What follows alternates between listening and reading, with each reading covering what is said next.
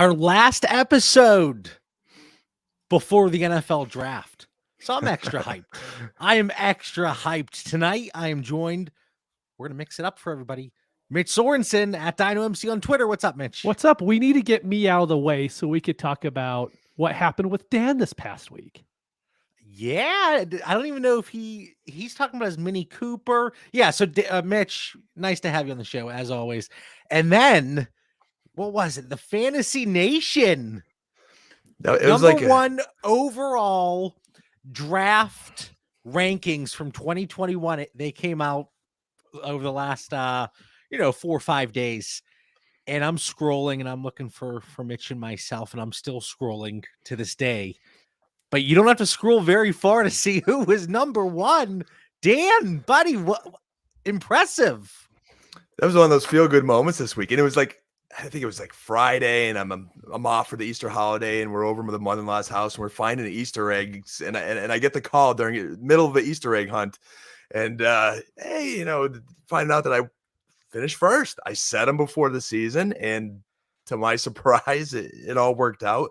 Second in quarterbacks, and first in running backs, receivers, and tight end. And Mitch, the consummate team player there. I think it was the year before. It was the first year I did these rankings. I was like, Mitch, you think I should do this?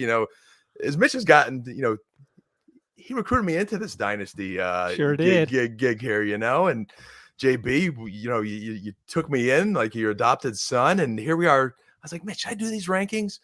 And I did. And then last season, it just hit, boys. It hit, and I'm pumped about it. There, I dethroned Jeff Ratcliffe, man, who won it last year, and he was still in the hunt there. I think he was in the top 10, I believe.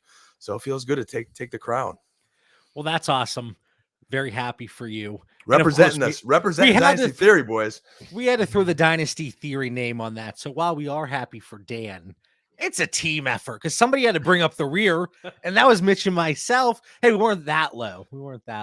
Pretty low. But like I said, this is enough singing Dan's praises. This is our last episode before the 2022 NFL draft. I cannot wait. We've been talking about this for months. We're doing a live draft, not even a show, just a hangout, watch party, different games lined up next Thursday and Friday. Will be, I keep saying, probably 11, 12 hours total between the 2 days. So I'm really looking forward to that. That's going to be in our Discord with all of our patrons. So no show next Tuesday, but we do have a few things we want to talk about. And it relates to the NFL draft, but not necessarily the rookies per se. We want to talk about the veterans that could potentially, maybe not necessarily be displaced altogether, but there is going to be that change in value here throughout the offseason. Of course, no games being played anytime soon, but from a market perspective, we are going to see a change for so many players. So as we're running through these lists and talking about these players, I know there's a lot of people in the live chat right now on YouTube, and I know you guys have players that you've been thinking of that are on your minds. Drop them in there. Whether it's, hey, I think this is going to happen. Hey, I think so-and-so could take a running back, a quarterback, whatever. We want to hear about it. We want to talk about it. But we do have a few players as well. So, Mitch, throw some guys out here. If you just want to throw one to start, or go through your whole list. Whoa, Dan. I'm just throwing the challenge flag at every name Mitch brings up. So I'm just getting that challenge out of the way now. Go ahead, Mitch. Well, I'll start with the good one then. Michael Gallup. Did I even say the actual prompt about? Did I say? Probably not. No, I'm too excited, man. I am so excited. These are guys that we potentially are looking to move prior to the NFL draft. Yes. There we go. So, I rambled for 20 minutes here. Dan can throw the flag later about Michael Gallup. And this has nothing to do with really the Cowboys or Michael Gallup itself. I'm afraid that Jerry Jones really is going to go and draft Burks in the first round. And I'd be surprised if they don't go wide receiver. I agree with you. That's what I'm thinking. And my worry is we know how dynasty managers think now. CeeDee Lamb, first round pick. Whatever rookie they draft, first round pick. Michael Gallup coming back from injury, what's his value going to be at that point? I think really this week could be the highest we see his value, unless they do not draft a wide receiver in the top 2 rounds. And then we'll see him probably hold value. But I think it's going to be pretty hard for him to exceed the value that he has right now. So in my view, that's why I'm trying to move off some of my Gallups right now, just trying to hedge a little bit. Because this is one to where I really think there's a lot of smoke there. And I think they're going to draft a wide receiver. Here's my issue with that. And I know Dan is just ready to rock and roll and talk about his Dallas Cowboys. But here's my issue with that. I'm already higher than I would say consensus typically when you look at Michael Gallup. And he's a player that I've been attempting to acquire, not necessarily in like 1-for-1 swaps, whether it's another player or a pick, but maybe a package deal, because I do think overall he is undervalued by the Dynasty community. So that is going to be the interesting part. So you're thinking his value drops, and because of that, you're looking to move off of him today. Mm-hmm. I mean, if it is going to drop if they draft a wide receiver, but even at that point, I think it's going to be not even an overcorrection, because I think it's already being overstated. It's like an overcorrection almost, and keep bumping him down. Well, but that's how we play Dynasty, though, right? We could think that Gallup has a lot of value, is going to be good on the Cowboys next year, is going to be a wide receiver 3 in your fantasy leagues. If the rest of the community doesn't see it and doesn't get a value him as such, then that's his value, whether we agree with that value or not. Well, then at that point in time, I will be looking to go out and acquire even more so, because I do believe in Michael Gallup. So from the prompt itself, the thought the Dallas Cowboys add a wide receiver early in the NFL draft, Michael Gallup's injury, does he come back to start the season? Is he 100%? How does that play out?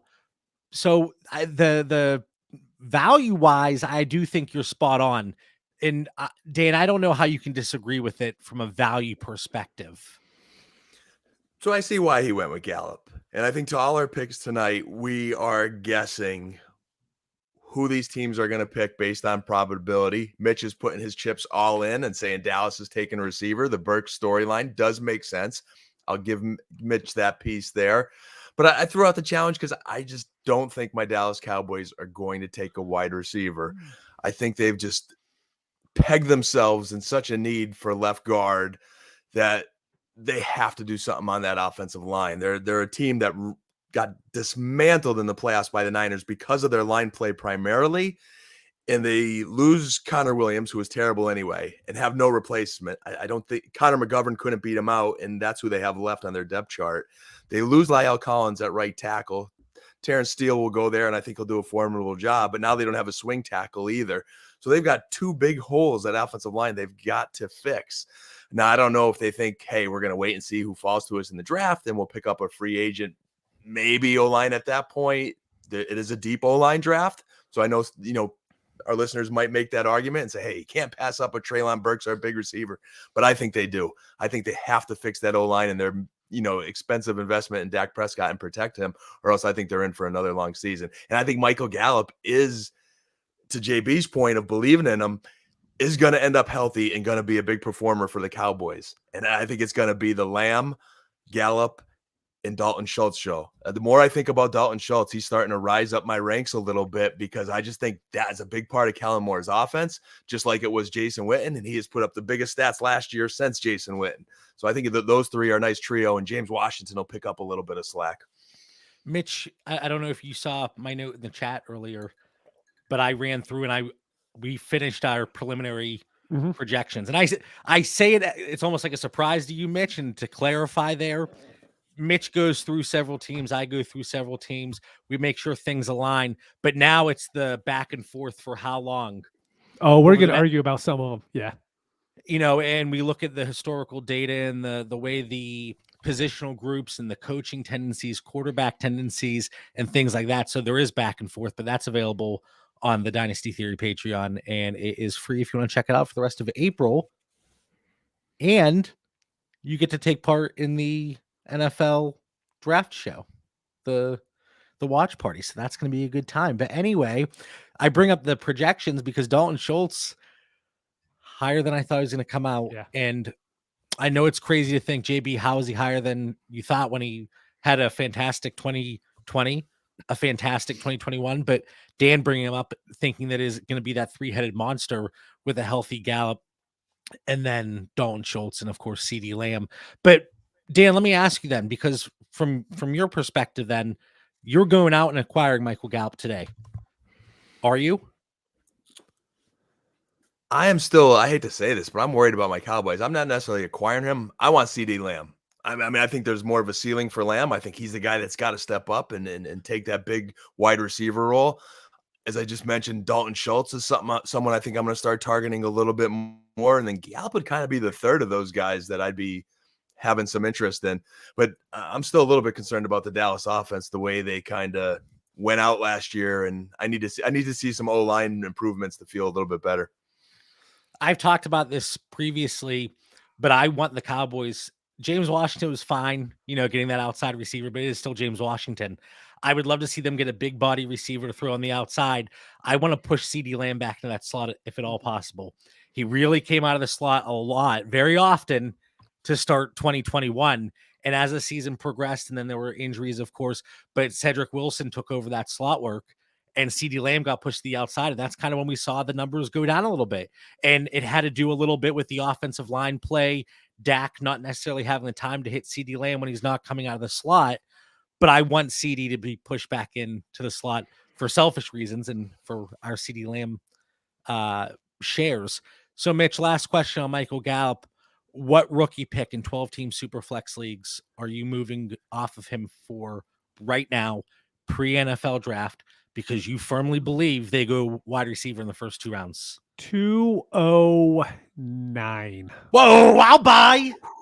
Same. Holy cow. 209? 209. What, should I went 206? Is that better? I mean, of course it's better, but still, I'll buy a 209. I know you will. I know. Look, I've bought these wide receivers in the same kind of profile before in previous years for a second, and it never works out well. Well, we're drawing the line in the sand because, several people listening, they're going, yeah, I want nothing to do with Gallup because I believe what Mitch is saying is correct. And then you have people like Dan, who seems like he's in the middle a little bit. And then there's going to be 95% of the listeners thinking, JB, I'm with you, buddy. I'm riding with you. You're watching on YouTube. You see the video. You see Michael Gallup jersey right back there. Yeah, let's go. This show's horrible for me because I actually get offers based off like this advice. And so like I will wake up in the morning and I'll have like the 210 offered for me for Gallup. And I'm like, I have it out because I said 209. But then someone will send me the 209. I'm like, well, instant accept. Just have to I always say I know exactly who listens to the show, which league mates and which don't, because based on their offers, like if I have Michael Gallup and I get an offer of 209 from my Michael Gallup, I'm like, you didn't listen to the freaking show, because I wouldn't accept that. Anthony Lurs in the chat, Mitch must have no Gallup shares. Is that accurate? No, I have quite a few actually. All right. But he does have a lot of late seconds, Greg says, and that's because Mitch traded for him. He did not fall into any late picks. All right. Dan, get the listeners on the right track here, please. Which track are we talking about? A new player or new player? Michael Gallup for a 209. Holy cow. So as I'm diving through these top ranked rankings that I have, all right, and I'm going through players trying to see, like I threw that in there. I'm going through players who's going to draft someone that could impact a player. And we were talking a little bit pre-show. It was a lot harder for me this year than a year ago because I'm not high on this draft, and I don't see as many veteran players being impacted as I do a year ago. So I'm grinding, and I landed at the Los Angeles Chargers and Keenan Allen and Mike Williams. If I could even throw them both out there, because we're all on the Herbert train. We love Herbert. Chargers are trending up. Love that offense. And I'm going to look at Keenan Allen, who's always ends up going pretty high. Like he's like somewhere in the second tier wide receivers, maybe that, 13 to 20 something range, 24 range, somewhere in there he'll go. And Mike Williams is maybe, you know, a few spots after that, maybe the next group of guys. Probably in the early to mid 30s. Yeah. Catching up with age. And there's something still missing about that offense. And I really believe they are going to get one of these stud wide receivers. Guyton's gone. They keep saying they need another guy. Keenan's, you know, they want to get another weapon for Herbert. They built defense big time in the offseason here. They, you know, got Khalil Mack and improved the defense. I feel this team is one of them that's going to draft one of those best upper echelon wide receivers. And it's going to cut in because defenses are going to start adjusting. Like they're not going to let you beat him with Keenan. They know Mike Williams can beat him deep. And I think some rookie could really step up and take some carries away and devalue those two guys a little bit. Not necessarily because of Jalen Guyton. No, but I'm saying that like no, but that's who they were relying on a year ago, and that's pretty bad. They need help. But he is still there. He's on that roster here in 2022. So I think their beat writers they're looking to replace him. Like I know, but I'm saying I just want to clarify because the way you said it sounded as if Jalen Guyton wasn't there, and I don't want to spend too much time on Jalen Guyton of all Very people. Important. But this comes down to the same thing, and I feel like I'm taking crazy pills here. I need to be the voice of reason. People were lower on Michael Gallup in general, at least where compared to how I value him. And Keenan Allen and Mike Williams, they're tough sells as is too. So, like, if you're looking to move off of them, I think for the most part, you got to take that discounted price today, even if you don't believe the Chargers draft a wide receiver. Do you see what I'm saying? I mean, there's Herbert Charger buyers out there that I think will pay a good value now. And in the task that you gave us was, who do you want to move now? Because we believe their value is going to go down after the draft. I only wanted you to answer that question if it's something I agree with, Dan. Come on. See how he operates, Mitch. Yeah, of course. But I'm moving the goalposts. I completely agree with Dan on this one. But like John, you mentioned, like their price is lower already, right? Yep. It is. What's going to happen when they bring in a first-round rookie? Which if I could, you know, make a bet here in Utah, which I'm not allowed to do because fun is outlawed here. If I could, and I could bet like the Chargers draft a wide receiver, that would be the most sure bet that I think I could make, because I do believe they bring someone in. The dynasty community is going to cut the value from Allen. Allen's going to be 29 or 30 this season. I don't remember which.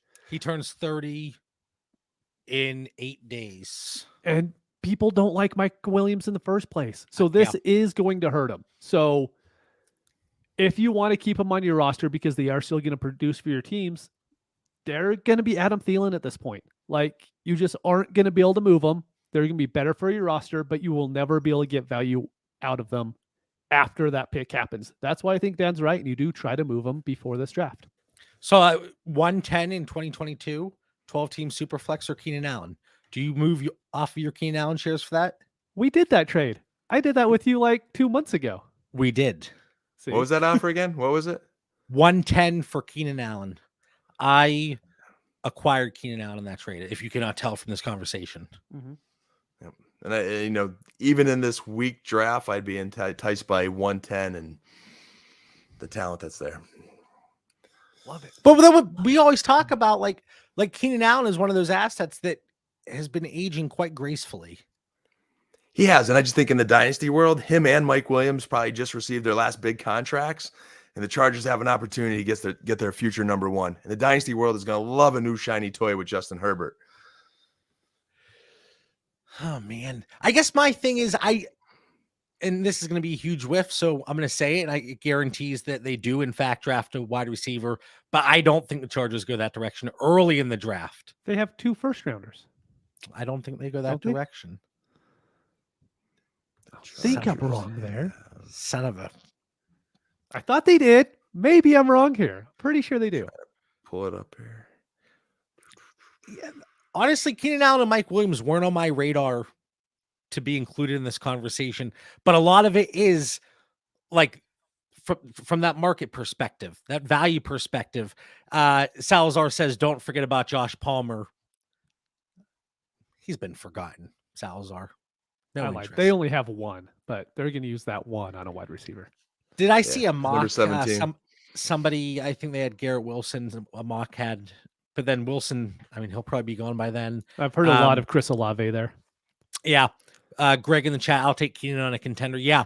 But here's the thing. So if we are, let's say Cowboys go receiver, Gallup's price goes down. Chargers take receiver, Mike Williams or Keenan Allen, their price goes down.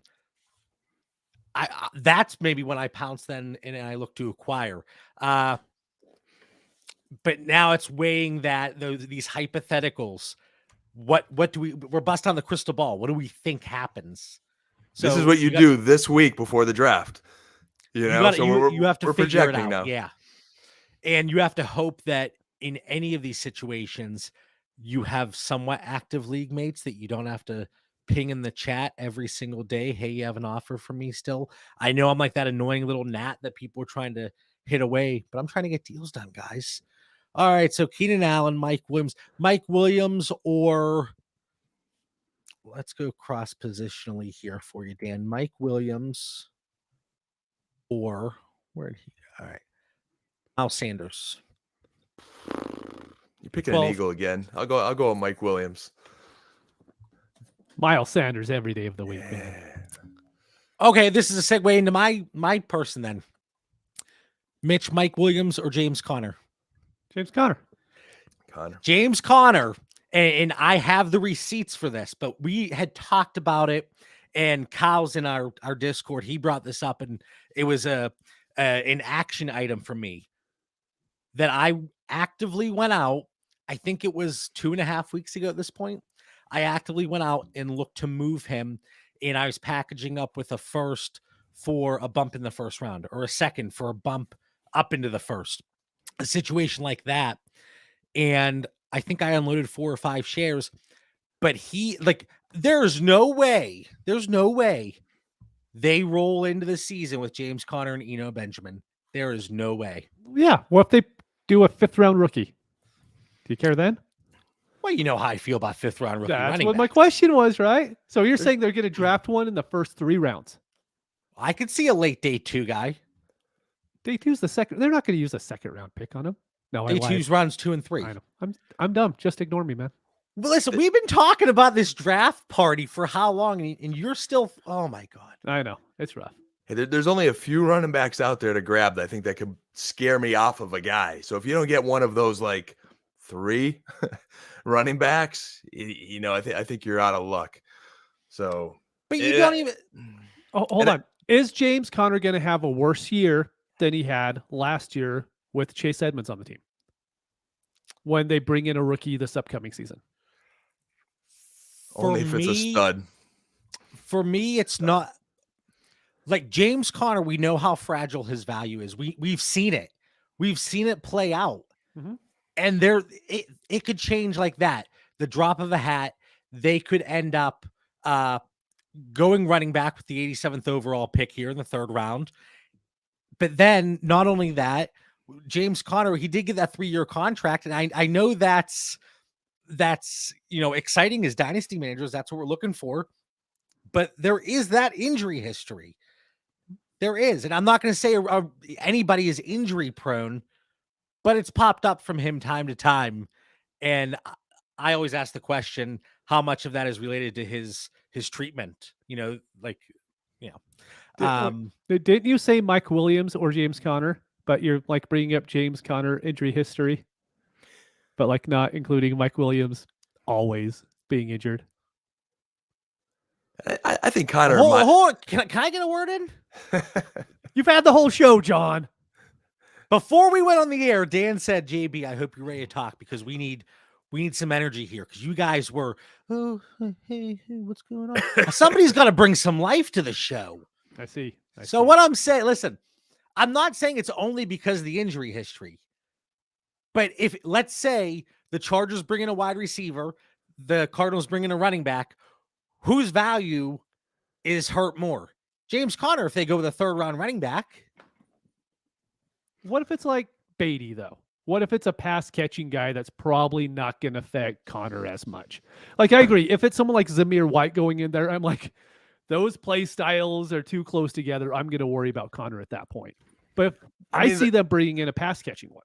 And that could be the case, but then it still caps his upside. Is he going to land in the end zone 18 times again? At least 20. Oh, come on. And listen, I hope I'm wrong because I still have so much James Conner. But I'm gonna hedge my bet. I'm not gonna let Dan get a word in yet. No, JB, here's the problem, JB. But listen, I'm gonna hedge my bet still. All right. What? And get rid of the unnecessary risk in my mind. But they're not going to pick a running back at 23, and they don't pick again. And they don't pick again at 55. So Breece Hall is going to be gone. Kenneth Walker is going to be gone. Does Isaiah Spiller last that long? And I'm maybe we worry a little. Anyone after Isaiah Spiller, I don't even care about. Mitch is so right. If those running backs are gone and Arizona is on the clock, none of those running backs are a threat that's is good or better than Chase Edmonds.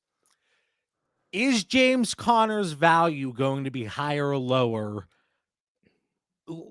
I'll give you the benefit of the doubt. Let's say they're not going to go running back in the first 2 rounds. I think that's crazy to think that, but I still believe they go in the 3rd round with a running back. But let's say for the sake of this, they don't go running back. Mm-hmm. In 8 months, is James Conner's value, is there why not cash out now at an inflated price as opposed to guys that you both have been bringing up that have a deflated price? Conner could win you a league this year if he's healthy. We know that's a big if, but when he was healthy last year and when he was healthy in Pittsburgh, he's a stud. I mean, could Arizona be better is the biggest question there, but I would roll the dice on Conner and even Miles Sanders. I think depending on how your roster is, yeah, that running back has more value than probably the receiver, Mike Williams. I'm a little anti-Eagles and them playing 3-4 different backs all the time. All right, John, I have a question for you. In 8 months, how many running backs in the league are going to have a higher value than they have now that aren't rookies coming into the league this year? All right, so our next player that we're gonna John is changing the rules here too, Mitch, because they're not going to get it back to replace. If you go back and listen, as I was spitting out that question, I was slowing down and I was stumbling through it because I know it's a loaded question, and of course, very few running backs, maybe 20% overall have a higher value, if they're ranked in the top 30 today, maybe 20%. But James Conner, if I can cash out and eliminate that risk and hedge my bet, we always talk about the way I try to minimize the risk, right? That's what I'm looking to do with James Conner. And I'm not saying Mike Williams is a safe bet, but if both teams add to their respective position groups, Mike Williams' value will be a little bit more stable than James Conner. And that's a certainty. I like it. So we've talked about these old players, right? I want to bring up a young one, Brandon Ayuk. And the reason for this, again, isn't his talent. He's 24 going into the season. Was looking really good at the end of last season. I'm very afraid of what that offense is going to look like. I think it's going to be closer to the Baltimore Ravens a few years ago, to where when Lamar Jackson was throwing 400 pass attempts in a season. And I think that could be really close to what Trey Lance does his first year. So if that happens, you have Kittle, you have Debo. I really worry. I mean, we've looked at the Lamar offenses before and we're like, we like with a one guy there, right? There's always been one. I don't think there's going to be 3. And right now, everyone loves Debo. Everyone loves Kittle. And people still really are high on Ayuk. I just don't think that offense will be able to sustain 3 of them. And so for that reason, I think it's a great chance to get off on him now, because I don't think he's doing anything for you that 30 other wide receivers can't in the league this upcoming season. But I think you could get probably top 25 value for him. What's the difference between this and that and the Steelers? I'm out of on the Steelers guys too. Big Ben didn't light the world on fire. I'm not worried about Trubisky replacing him. Jimmy Garoppolo wasn't anything special last year. Ben threw the ball 640 times last year. Yeah, it's just the amount of passing. It's a volume. Yeah. Now we have a question. This kind of ties into what I was going to throw out as my follow-up. What if Debo holds out? What if what his brother is saying on social media, and it's Facebook of all places, Who who's like talks on Facebook anymore? Yeah, who's picking up these tidbits on Facebook? But apparently Debo Samuel's brother is commenting on things like Debo's asking for a trade. Yeah. I will see. But this is one situation out of all the players we've talked about so far tonight. This is one that I can get on board with, even though I am higher overall from a dynasty perspective on Brandon Ayuk than most. And that's one guy in my tiers, in our Discord, in our Patreon chat, that at least once a week, somebody's like, JB, is like Packy, is Brandon Ayuk supposed to be there? Yeah, you son of a, he is supposed to be there, okay? But going through our projections, and this is still preliminary, there's going to be some tinkering. On a per game basis, we have him coming in at wide receiver 44. Well, 44. Yeah. And it's pretty preliminary because we haven't talked about the amount of pass attempts we have for Lance on there right now. I'm thinking it's probably a little high. You think it's high? I do. We have him close to 500. And that's pretty high for Lance. 490 over 17. Like we also have these guys like the quarterbacks right now. We have projected out at 17 games. Feels high to me.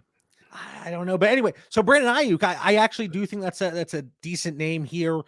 But again, for the most part, if I saw a trade poll on Twitter, it was like, should I move 2 seconds for Brandon Ayuk?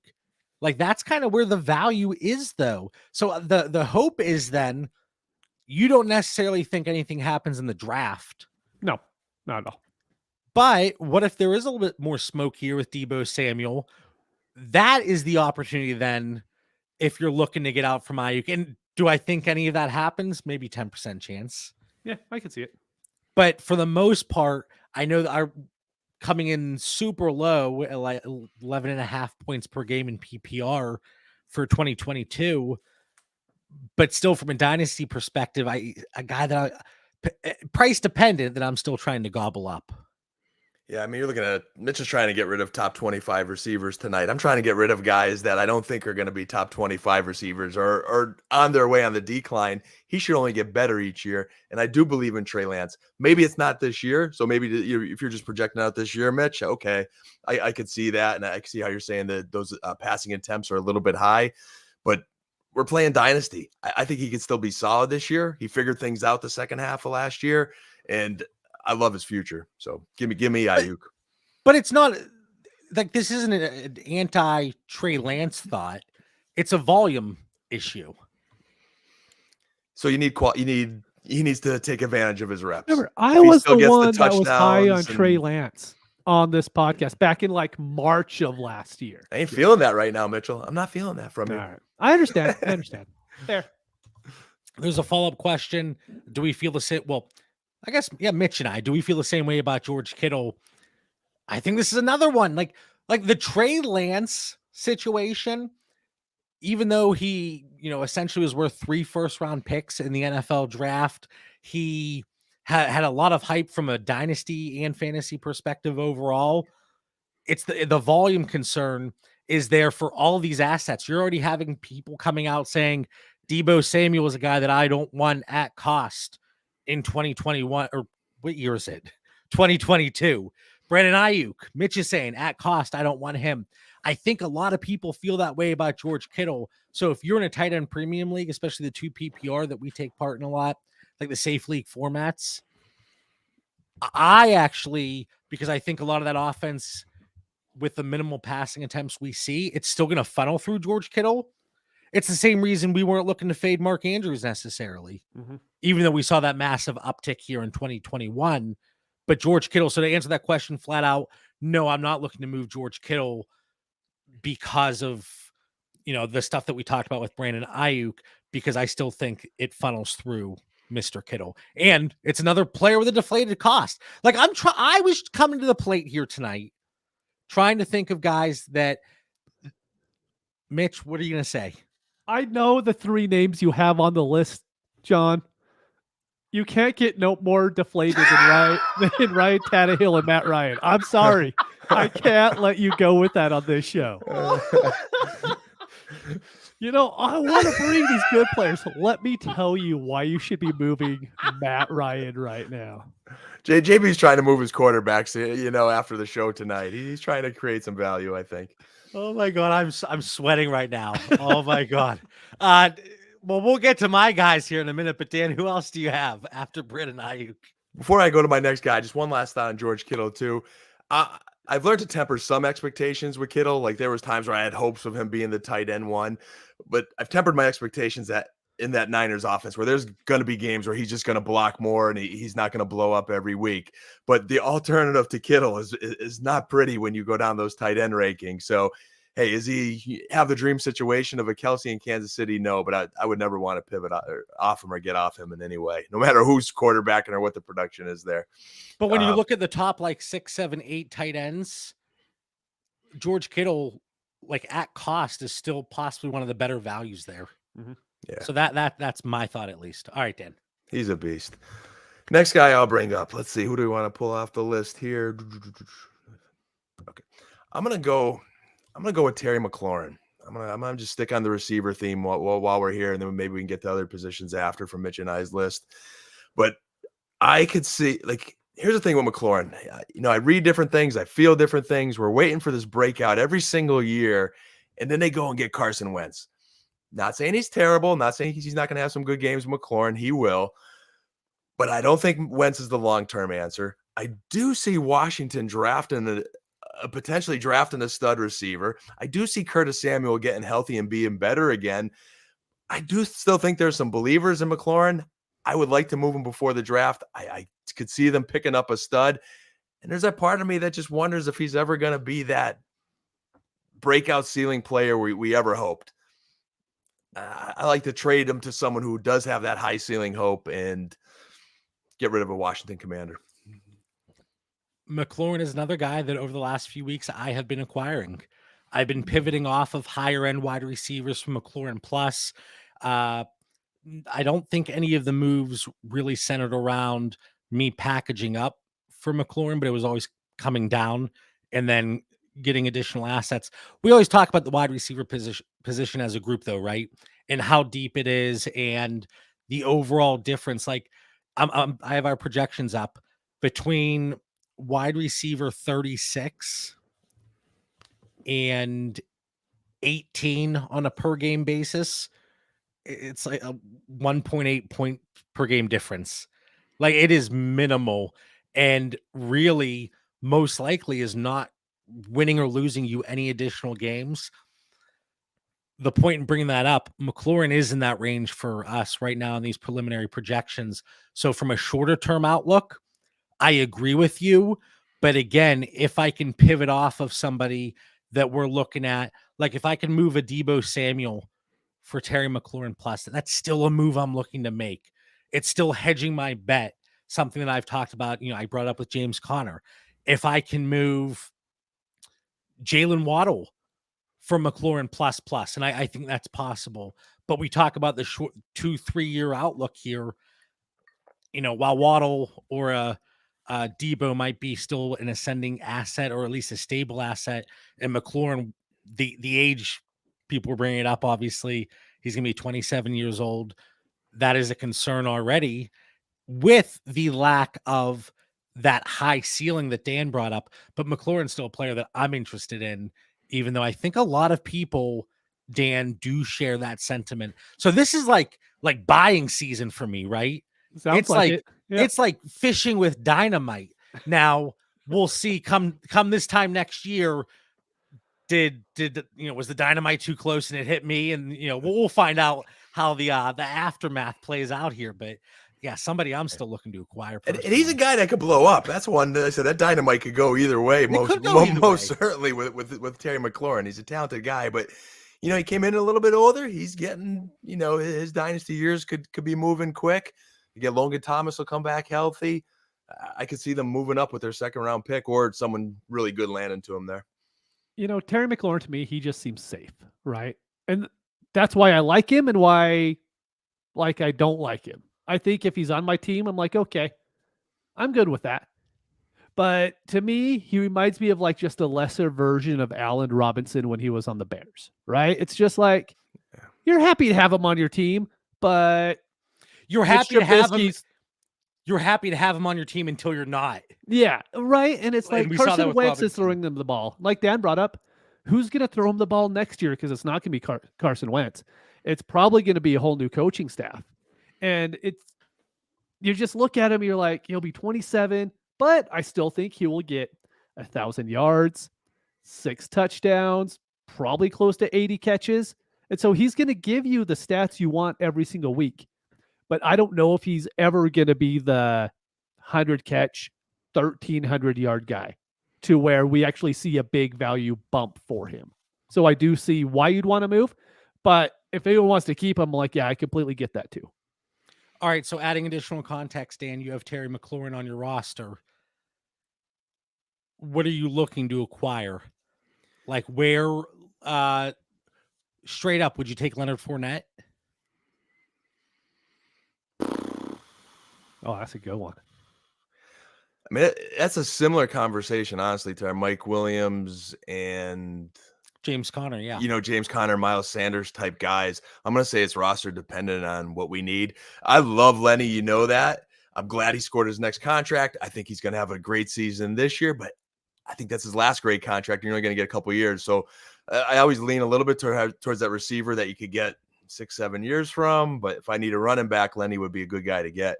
I'd be more looking to try to trade to a receiver that has more long-term potential. Maybe someone's low on right now.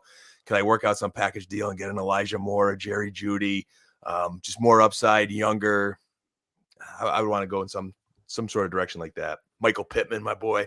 You do like Michael Pittman. Very quickly, the Brandon Ayuk sell window has closed because Deebo Samuel's brother now says he was just joking around, guys. That's breaking news. Deebo Samuel's brother now says he was just joking around. Wow. So okay, so maybe Breaking Deebo. news. I know maybe they do work things out here, but you talked about Dan. You mentioned like Terry McLaurin for like an Elijah Moore, Michael Pittman type trade. I see that's the market inefficiency for me that we talk about every week on the Pivot Point. I prefer Terry McLaurin to Michael Pittman. I prefer him to Elijah Moore, to be honest with you. But I think I'm in the minority there. So if you're looking to move McLaurin for one of those two, I think you have to add a little bit. And it's something I wouldn't be willing to do. And I'm talking about McLaurin. I'm on the other side here from Dan.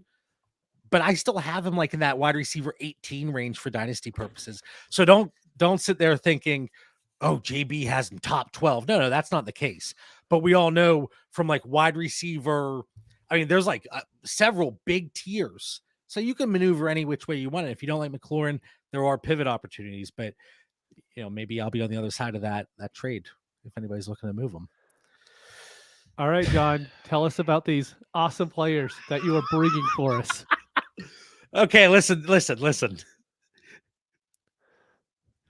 Man, you guys are keeping me in check. How, like, geez.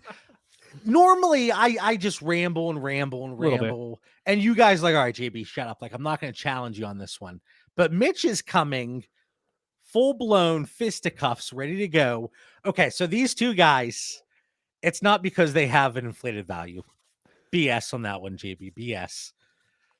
But there is potential for either of these teams to pursue a quarterback in the first round. And it's Ryan Tannehill and Matt Ryan. And again, I have been attempting this. It's been a different John the last month or so, right? Yeah. I've been packaging up, looking to get into that upper tier of quarterback. And I've been coming in strong with a lot of offers. Some people might say some of the offers weren't great, but I've had a lot of success in packaging up and even moving off of Ryan Tannehill in a lot of situations. But to a lot of people, it's like he has a negative value. So trying to get off of either of those guys, again, it's hedging my bet. It's calculating the risk there. Do they, like, if either of those teams, and I got to make sure I have the right team now with Matt Ryan, the Colts or the Titans go quarterback, their value shot. Right now it's just shot, but add a few more in there. So that is my thought there with Ryan Tannehill and Matt Ryan. getting them off of my roster, selling at what even could be a discount. Like Mitch, you and I were getting questions from Tim, and we were talking about Mac Jones and like Tannehill plus a late first. And we're both like, we just don't want to acquire Ryan Tannehill. Mm-hmm. Like value, yeah, you put it into an analyzer, sure, it's probably going to say go with the Ryan Tannehill side, but just somebody that I do not want any more shares of, because him, Matt Ryan, I know, Dan, you thought of maybe Jalen Hurts, to a lesser extent, Mariota and Trubisky, lower value players there, but they're all guys who are very fragile value-wise. And now if you look at the sports books, there's 5 quarterbacks that have that minus in front of their odds. Is it going to come to fruition? Probably not. But there is money going on those quarterbacks in the first round. I think there's a lesser chance of those two teams taking a quarterback than like Dallas taking a receiver. Like I could see Mitch's scenario earlier coming to fruition, a better case scenario than either of these quarterbacks in this draft getting replaced. I don't have a flag. This is my flag. This is a weak quarterback draft, and anyone worth their weight in gold is going to be gone before these teams could get them, or they're not going to take them when they can. But this goes down to, if the Cowboys draft a wide receiver, Michael Gallup, his value may come down a little bit, but he's not, as Mitch always says, dust. But they could draft a receiver. The Titans aren't looking for a quarterback in this draft. They still want to win now. His value is not going to go down after this weekend. If anything, these guys are going to get weapons, and maybe they'll be better. Mitch, you understand what I'm saying, right? I don't think Dan's picking up on anything I'm saying because he's thinking about what he's going to say next. If the Cowboys draft a receiver, you can have more than one receiver on the field. Michael Gallup is not going to be completely obsolete. Whereas if the Titans or the Colts if they draft a quarterback, they're not playing super flex out there, Dan. Tannehill or Ryan, their ass is going to the bench sooner rather than later if they go with a quarterback. You're trying to make Madden trades now because let me tell you, the Colts are all in on Matty Ryan, and he's not like Phillip Rivers. He's got a couple years in him, so they're not taking a quarterback in this year's draft. The Titans are going to roll with Tannehill. They're not taking a quarterback in this year's draft. And when I say not taking a quarterback, I don't mean they might not take one late, some flyer on some 4th, 5th guy that's not going to pay. That's not even going to pan out. I'm talking first round. They're not taking a first-round quarterback. So I think what needs to happen here is in the next week in the Discord, we're going to need to come up with a bet between you two.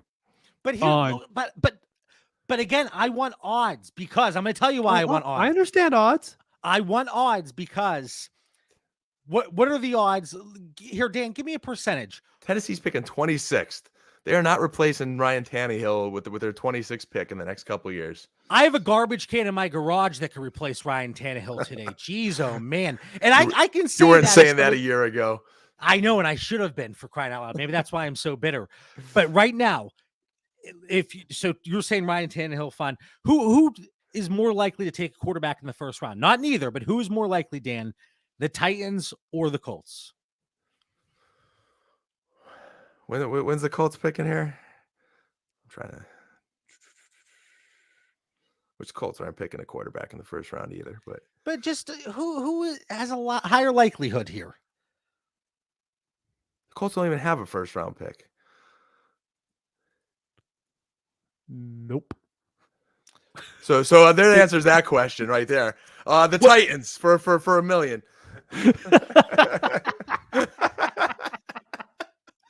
Har. I hope you guys are having a really great Tuesday, okay? I think this is a great show, to be honest with you. Oh, the humor. They may trade up. They could. Anything's possible, John. Anything's possible. So listen. So let's say the Titans. Let's say it's a 20% chance, okay? Let's just say. And Ryan Tannehill's value is, give me a number, 100, okay? His value is 100. And there's a 10% chance they draft a quarterback. He's going from 100 to close to 0. Whereas the Cowboys, let's say there's a 30% chance they take a wide receiver in the first. Michael Gallup is not going from X. We're supposed to be giving our listeners likely chances, probable. Like you're 10%, John. Like the odds of Okay. them not taking an offensive lineman at Holy shit. 26 is like slim to none for the Titans. They need to win this year, and they need to protect their quarterback and create lanes for Derrick Henry because that was what was missing last year. I am not saying it's a 10% chance. I'm saying if you were to pick a percentage because you think it is so unlikely, I am just saying that if the bottom drops out for either of them, it drops out fast. It drops to 0. At some That's point, not gonna that bottom is going to drop out fast, but I it is not will going to say, be this year. okay. I will say, I don't think the Titans are going to do it. But if they do, I actually don't think Tannehill's value will drop to 0. I think it'll drop to Wentz-ish levels. It's already a Wentz. I don't think it's going to get much worse. That's my thing, is like Carson Wentz is a starting quarterback in the league. Sam Darnold might be a starting quarterback in the league this upcoming season. Ryan Tannehill is going to have a starting job. Like there just aren't enough quarterbacks to be good. Like there just aren't. And so someone is going to Drew Lock right now has a starting job in the NFL. Ryan Tannehill is going to start if the Titans draft someone. I'm just flustered right now, guys. I'm flustered. I see your angle, JB. I see your angle. If they did something crazy and went up and got a Malik Willis or Desmond Ritter or Kenny Pickett, maybe could be any of it. Okay, Mitch. Let me ask. So yeah, look, the Colts, they do have that early second, 42. Mm-hmm. And you know how I feel about second round quarterbacks, but still, what if they would go Sam Howell at 42?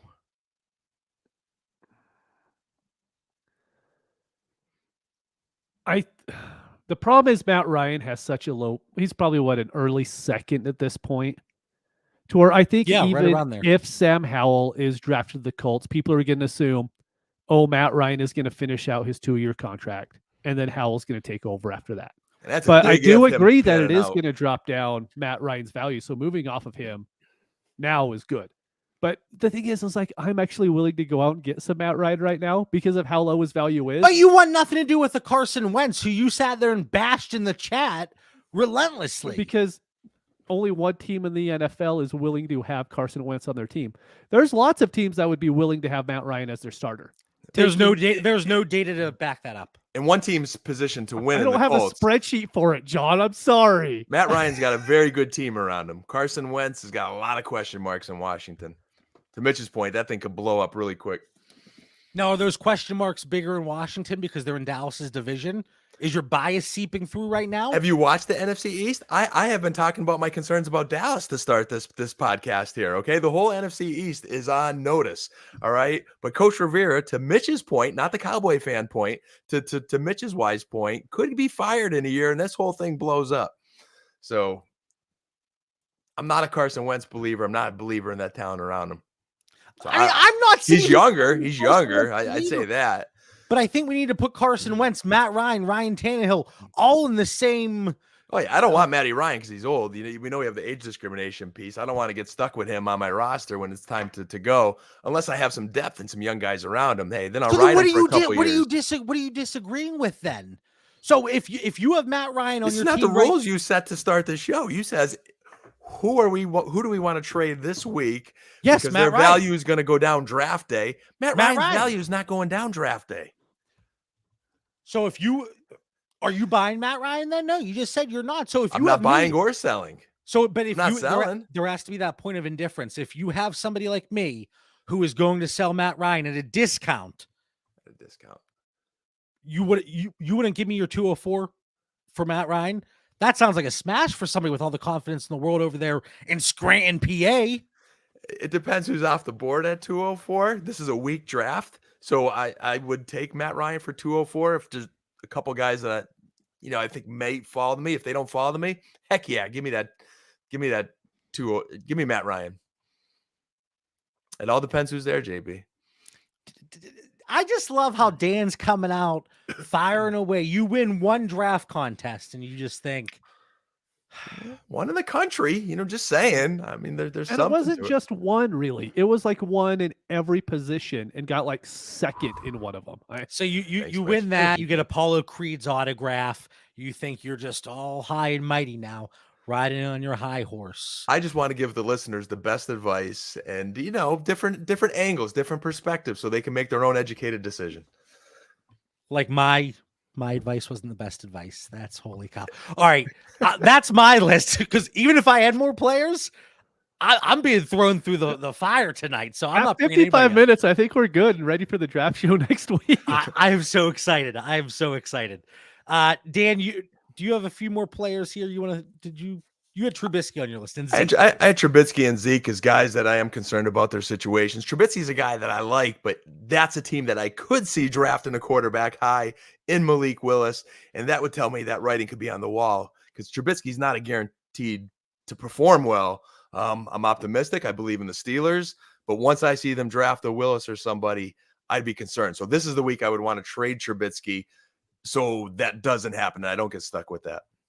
You're lucky I agree with you, and I've been trying to ship him off where I have him. So at least we're ending the show with a kumbaya moment. Mitch, do you have any other names you want to throw out real quick?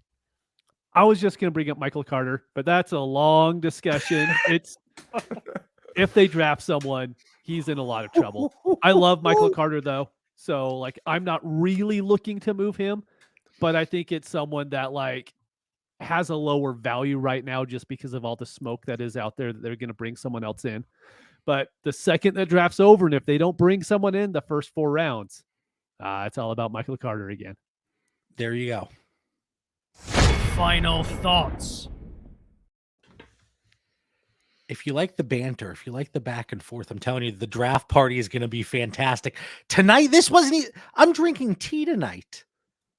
Next week, maybe a few beverages. I don't know. I don't want to make any promises.